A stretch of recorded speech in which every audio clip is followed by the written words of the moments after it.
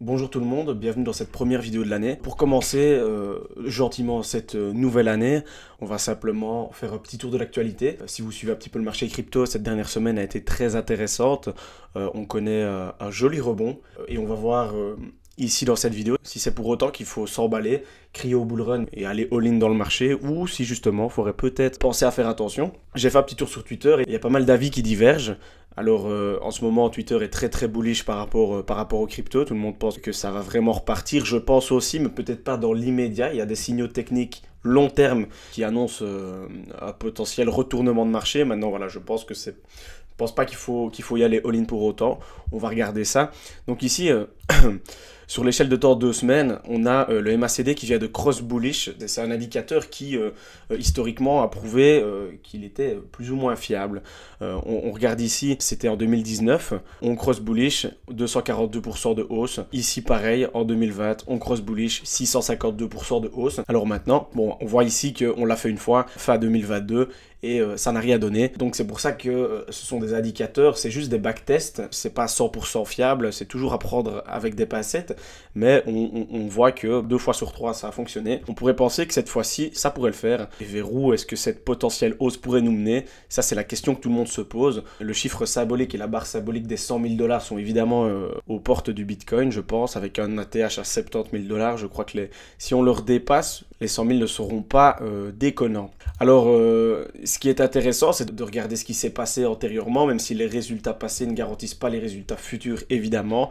On peut regarder qu'en 2019, à la fin du bull run, on a eu plus ou moins la même phase avec le Bitcoin. Et ici, si l'histoire se répète, encore une fois, c'est pas une science exacte, c'est juste des hypothèses en fait.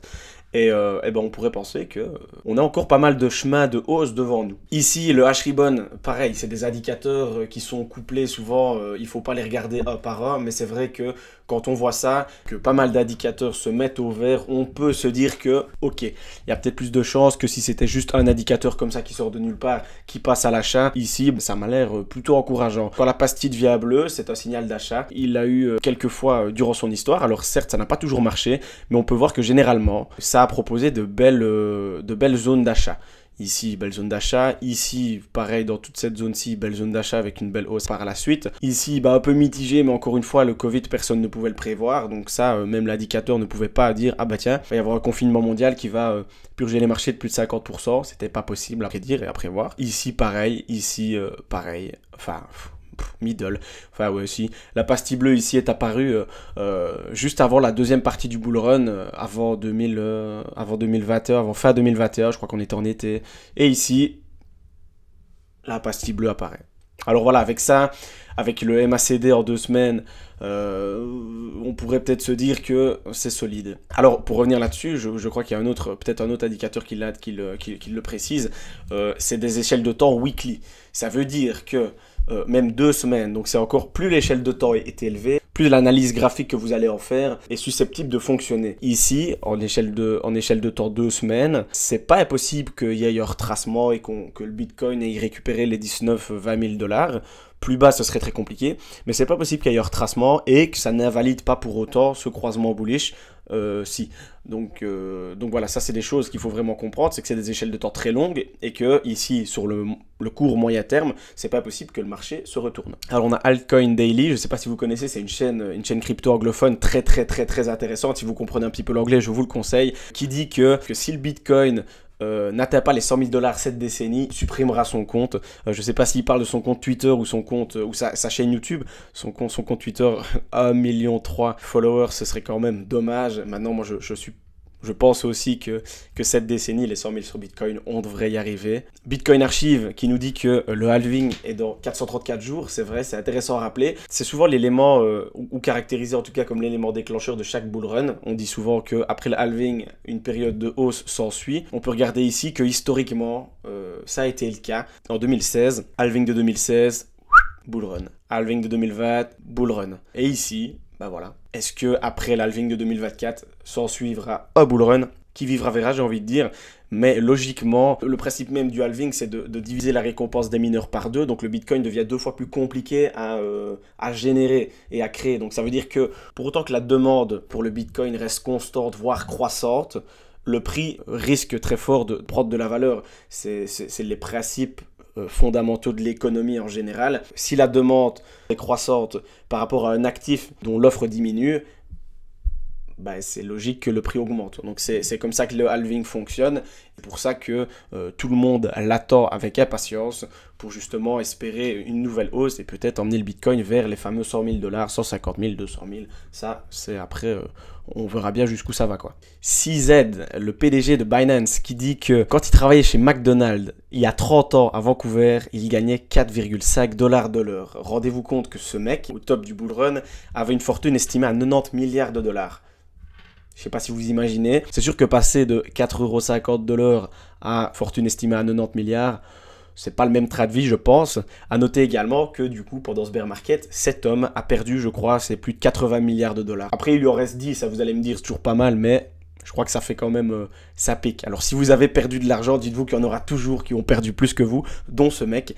Et ça doit vraiment pas faire plaisir. Plan B, excellent compte Twitter à suivre, je vous le conseille, qui dit que lui, son opinion, il est clair. C'est pas du tout un bull trap qu'on est en train de vivre, c'est vraiment le tout début du prochain bull run. Alors peut-être qu'il a raison, peut-être qu'il a tort. Et après, bah, y a des scénarios un peu plus bearish, un peu moins optimistes, qui nous disent, bah, et si c'était pas fini, et si on n'avait pas encore vu le fond, et que c'était peut-être juste un pétard mouillé, un bull trap. Et c'est vrai que c'est une hypothèse qu'il faut pas négliger et pas mettre de côté, parce que ce serait peut-être trop facile de repartir maintenant, tout le monde s'y attend. Maintenant, il faut savoir que généralement, un marché va chercher à piéger la majorité des gens. C'est-à-dire que ici, moi j'ai quand même l'impression que tout le monde s'attend à ce qu'on aille plus bas, et que la majorité des gens ne veulent pas voir le Bitcoin monter maintenant. Tout le monde attend les 10 000, les 12 000 $, et c'est peut-être ce qui fera en sorte qu'on ira tout simplement pas plus bas. Parce que si tout le monde s'y attend, on n'y arrivera pas. C'est comme le Bitcoin en 2020 et 2021. Tout le monde appelait le Bitcoin à 100 000. C'est parti, Bitcoin to the moon, 100 000, 120 000, 150 000. Ben, comme tout le monde s'y attendait, on n'y est tout simplement jamais allé. Et ici, peut-être qu'on est en train de reproduire la même chose, mais dans le sens inverse. Tout le monde s'attend à aller chercher les 10-12 000 $. Mais vu que tout le monde s'y attend, on n'ira probablement jamais. Ça, c'est l'avenir qui nous le dira. Mais dans tous les cas, je reste persuadé que si on redescend vers les 10 000, c'est une zone de support et une zone d'intérêt tellement importante que si on y retourne, ce sera vraiment en quelques minutes pour repartir à la hausse directement.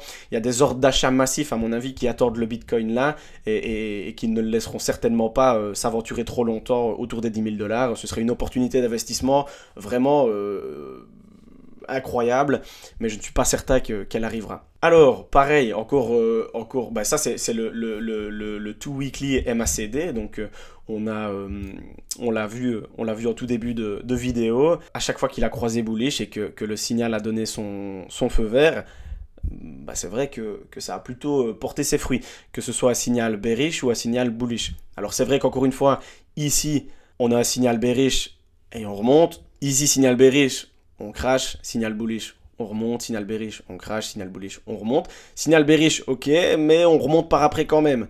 Donc voilà, c'est pour ça que je le répète, c'est pas une science exacte, c'est juste des backtests qui nous permettent d'avoir une idée sur ce qui pourrait potentiellement arriver si telle ou telle chose se passe d'un point de vue graphique. Ici, ben, ça recroise bullish, on pourrait se dire bah, c'est un feu vert, mais c'est pas sûr, il y a des exceptions. Est-ce que ça en sera une? Ça on verra bien. Encore une fois, personne ne peut prédire l'avenir, personne ne peut prédire où ira le marché, c'est lui qui ira où il a envie d'aller, tout simplement. Pareil, ici, des similitudes, on a eu un beau petit pump avec un canal haussier ascendant. Est-ce qu'il cassera vers le haut, est-ce qu'il cassera vers le bas? Ça on est toujours dedans, je pense, en plus. On est toujours dedans. On est toujours dans ce fameux canal haussier, mais on dirait qu'on veut s'en extirper par le haut quand même. Hein. Je vais vous le tracer vite fait. En gros, on est là. On est dans un truc un peu comme ça, voilà, et on oscille entre les deux bornes haute, il est vraiment tracé à l'arrache, hein, entre les bornes hautes, bornes basses, et on verra bien la résolution qu'il prendra. Maintenant, voilà, si on fait des comparaisons avec 2019, par exemple, on peut espérer qu'il casse par le haut, et ça nous emmènerait vraiment vers un très très bon pump. Hein. On va regarder un petit peu la grosse louche, si on le casse. On pourrait facilement aller chercher les 25 000 $. 25 000 $ qui sont une zone très très intéressante. Pourquoi? Parce qu'on a une énorme poche de liquidité à aller rechercher. Donc il faut savoir que quand il y a un mouvement qui se met en place, il y a des gens qui sont dans le sens de ce mouvement. Donc ici, il y a beaucoup de shorteurs qui sont placés en short depuis des mois. Il y a des shorteurs ici, il y a des shorteurs ici. Et si on va rechercher au-dessus de ces zones de prix-là, eh ben, ces shorteurs-là, on les liquide. Donc on récupère leurs capitaux pour les réinjecter dans le marché. Et c'est souvent ce que le marché il essaye de faire. Il va de zone de liquidité en zone de liquidité. Ici, on a déjà été chercher ce petit sommet-là. C'est pas juste une prise de liquidité pour moi, parce que si c'était juste une prise de liquidité pour repartir à la baisse, on serait déjà reparti à la baisse. Ici, le prix travaille vraiment cette zone de prix, on est en train de créer du volume, et pourquoi pas une potentielle zone de support si jamais on va s'établir vers les 22-23 000 pour rebondir et ensuite pour repartir à l'assaut des 25 000, parce que ça, je pense vraiment qu'il y a énormément de gens à aller faire mal ici. Ici, ouais, 25 150, c'est vraiment la zone que le marché regarde et que les acheteurs regardent beaucoup maintenant. Et est-ce qu'on y ira? Si on casse ce canal-là, pour moi, c'est pratiquement certain que c'est vers là qu'on se dirige. CryptoSauce qui tweet que ça commence à se déséquilibrer au niveau du long short ratio sur Binance. Alors c'est plutôt positif pour une continuation haussière parce que comme je vous l'ai dit, il faut faire, le marché cherche à faire mal au plus de monde. Ici on a la majorité des gens qui sont positionnés en short, ça veut dire qu'ils attendent une baisse. Pour leur faire mal, il faut aller plus haut. Donc voilà, si on parle purement du principe que le marché va faire mal aux gens, on pourrait penser qu'une continuation haussière nous attend. Alors, il y a des signaux bullish, c'est très important de les soulever et de les signaler, mais il y a aussi des éléments qui nous laissent penser que ce ne serait pas si bon signe que ça.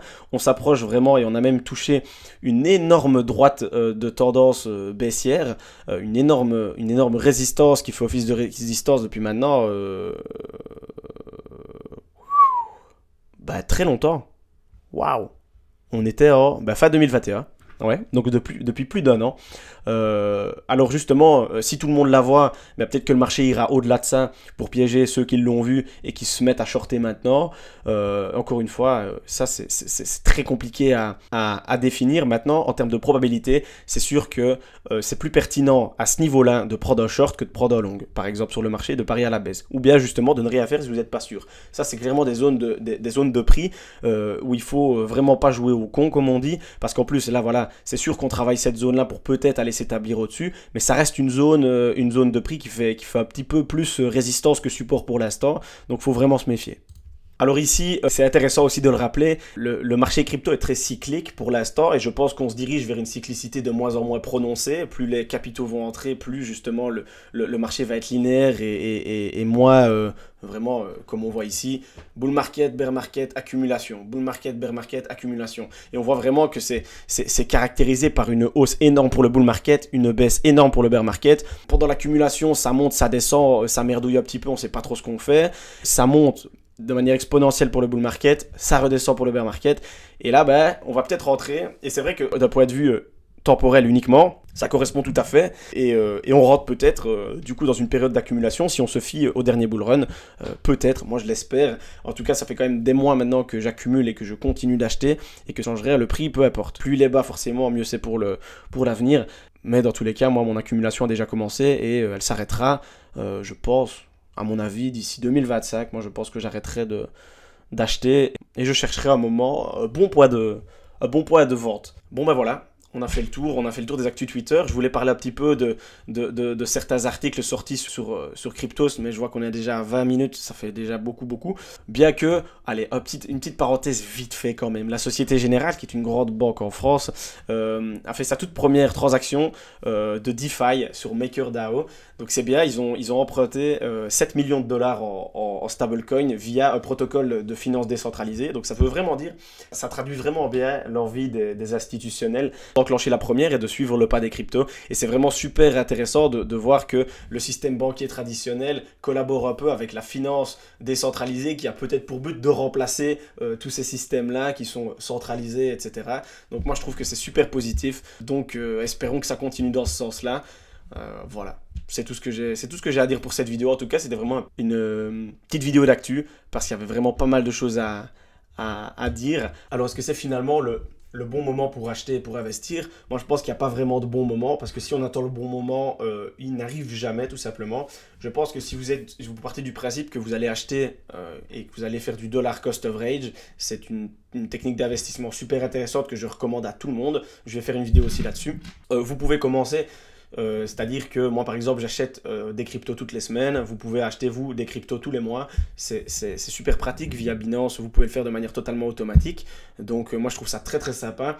Et ça vous permet de ne pas regarder le prix, c'est-à-dire que si le marché évolue, qu'il monte, qu'il descende, vous achetez, et sur le long terme ça va vous faire une moyenne d'investissement, une moyenne de prix, et au final sur le long terme vous serez profitable. Si vous avez 1000 euros à investir, ne mettez pas les 1000 euros maintenant, mais dites-vous peut-être que vous allez étaler ces 1000 euros sur un an.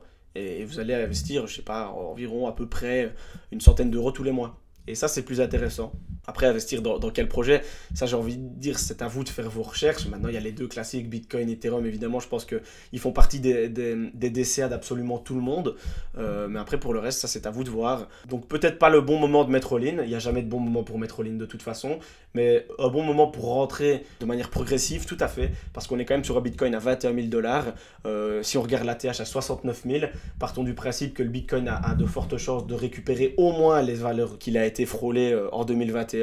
Ben vous êtes déjà sur plus de x3 sur votre investissement, donc je pense que c'est quand même intéressant, de manière totalement conservatrice, sans dire Bitcoin va aller à 150 000 $, il y a quand même moyen de récupérer une belle plus-value, pour autant évidemment que le Bitcoin est jusque là. Je ne suis pas en train de vous dire que le Bitcoin ira.